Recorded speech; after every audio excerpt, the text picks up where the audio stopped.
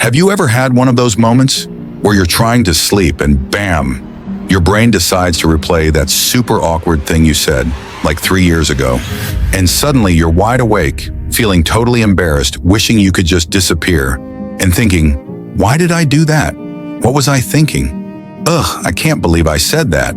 Yep, that's regret.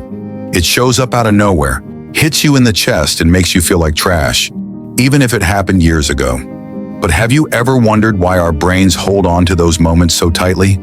Why can't we just move on already? Let's break down 4 real reasons we get stuck in regret, and what you can actually do to finally let it go. Reason number 1, we replay moments that hurt our identity. Some regrets sting more than others. That's usually because they hit something deep, our identity.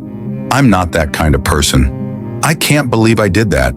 When a mistake challenges how we see ourselves, or how we think others see us, it digs in deeper.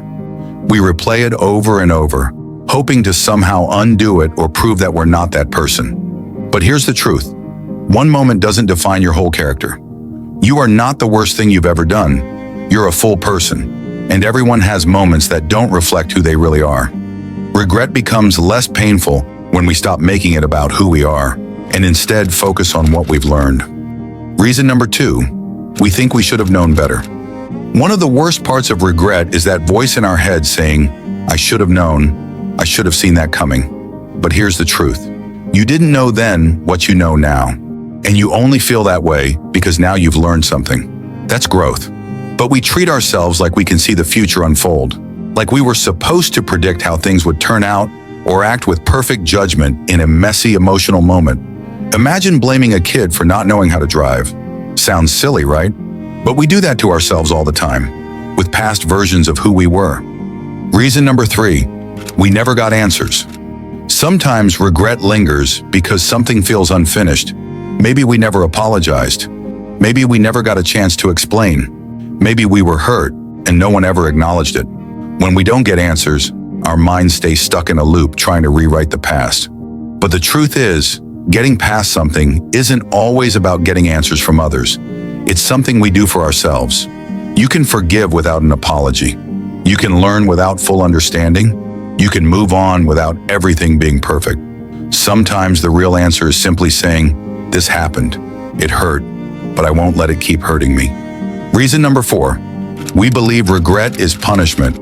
Deep down, a lot of us think regret is a kind of punishment.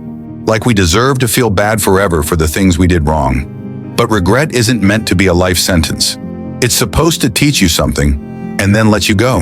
You don't become a better person by suffering endlessly. You grow by noticing what happened, learning from it, and doing better next time. That's it. Letting go isn't weakness, it's wisdom. Imagine getting bitten by a snake, and instead of helping yourself recover from the poison, you chase the snake and try to find out why. You try to prove to the snake that you didn't deserve to get bitten. We often dwell on the source of our pain, seeking validation or answers from those who hurt us, rather than focusing on healing ourselves. In doing so, the poison continues to spread, causing more harm. True healing begins when we stop seeking explanations from the outside and turn our attention inward to recover and grow. So the next time you're stuck in one of those spirals, remember, you're not broken. You're learning.